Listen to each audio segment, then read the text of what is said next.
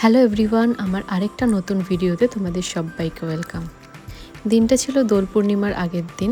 আমার আর আমার মেয়ে দুজনেরই ঘরে ভালো লাগছিল না, তাই দুজন মিলেই ঠিক করলাম যে আমরা ঘুরে আসি কোথাও থেকে।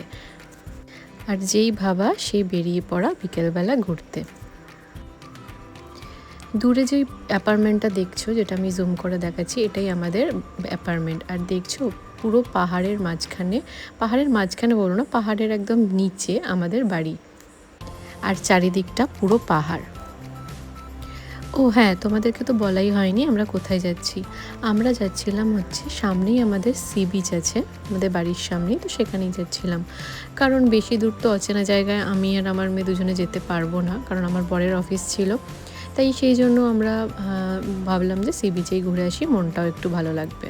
আর এই যে দেখছো, এই দুপাশে হচ্ছে স্কুল, ইংলিশ মিডিয়াম স্কুল। আর এই স্কুলটা দেখছো, এটা পুরো হচ্ছে সি বিচের ধারে। কি দারুণ না, স্কুলে পড়তে পড়তে সমুদ্র দেখতে পারবে সবাই। আর যে রাস্তাটা দিয়ে যাচ্ছিলাম তার পাশেই দেখো এরকম সমুদ্র দেখতে পাওয়া যায়। আর আমাদের বাড়ির থেকে সমুদ্রটা বাই ওয়াকিং ডিস্টেন্সই যাওয়া যায়, কারণ খুবই কাছে। তাই আমরা হেঁটে হেঁটেই যাচ্ছিলাম চারিদিকের এই সুন্দর প্রাকৃতিক সৌন্দর্য দেখতে দেখতে। সি বিচের প্রায় আমরা কাছে এসে গেছি। এটা হলো একটা মার্কেট, এখানে সব রকমের দোকান আছে, বাজার আছে। আমাদের বাড়ির সামনে যে মার্কেট সেইটা, এখানে আমাদের প্রায় আসা হয়, কিন্তু আমি আর আমার মেয়ে একাই ফার্স্ট টাইমই এলাম। এখানে যে দেখছো, এখানে বসে আছে এরা মাছ বিক্রি করছিল। এখানে ধারে পরপর মাছ বিক্রি করে, আর এইগুলো সবই সমুদ্রের মাছ থাকে, আর সাথে চিংড়ি মাছও থাকে। চলো তারপর দেখতে থাকো আমরা দুজনে মিলে কি করলাম। দেখো আমরা সমুদ্র মানে সি বিচের কাছে চলেই এসেছি, কারণ সমুদ্র তো পুরো রাস্তা জুড়েই ছিল। আমরা এখানে এসেছি সি বিচের কাছে।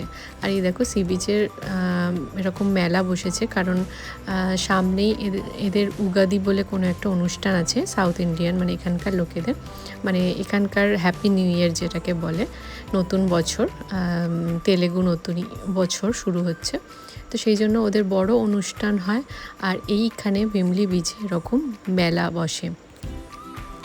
আর আমার মেয়ের তো এখনই এই দোলনায় চড়বে বলে বায়না করছিল, কিন্তু ওকে বোঝাতেই পারছিলাম না যে এইগুলো জাস্ট এখন বসেছে, মেলাটা পরে হবে, এখন দোলনা তো চালু হয়নি। তো সেই বায়না করছিল, তারপরে কোনো রকমই মানালাম। আর এই দেখো দোল পূর্ণিমা যেহেতু, তাই জন্য পূর্ণিমাতে চাঁদটা কী সুন্দর লাগছিল, আর তার সাথে সমুদ্রটাও দেখো অসাধারণ লাগছিল।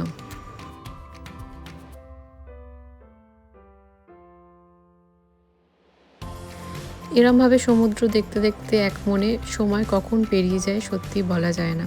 আমরা কিছুক্ষণ এখানে বসে টাইম স্পেন্ড করলাম, একটু ফটো তুললাম, ভিডিও করলাম। বেশ ভালোই লাগছিল দুজনে মিলে এরমভাবে টাইম স্পেন্ড করতে।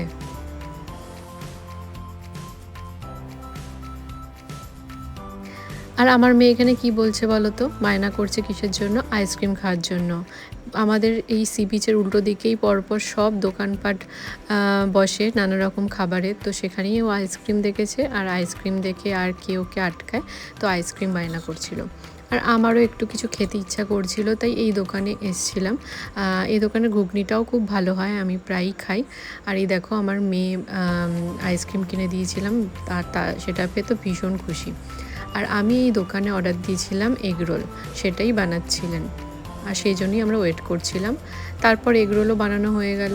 তারপর আমরা সমুদ্রের ধারে বসে এগরোল খেয়ে নিলাম, আর আমার মেয়ে আইসক্রিম।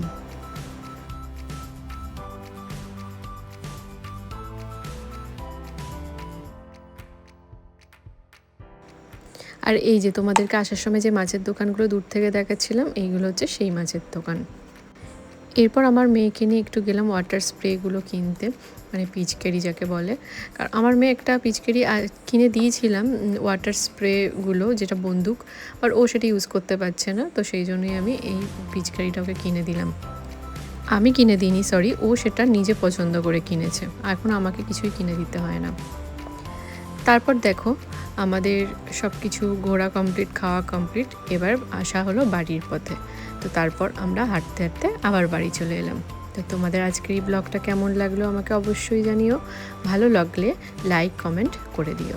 আজ এই পর্যন্তই, আবার গল্প হবে অন্য কোনো ব্লগে। টাটা।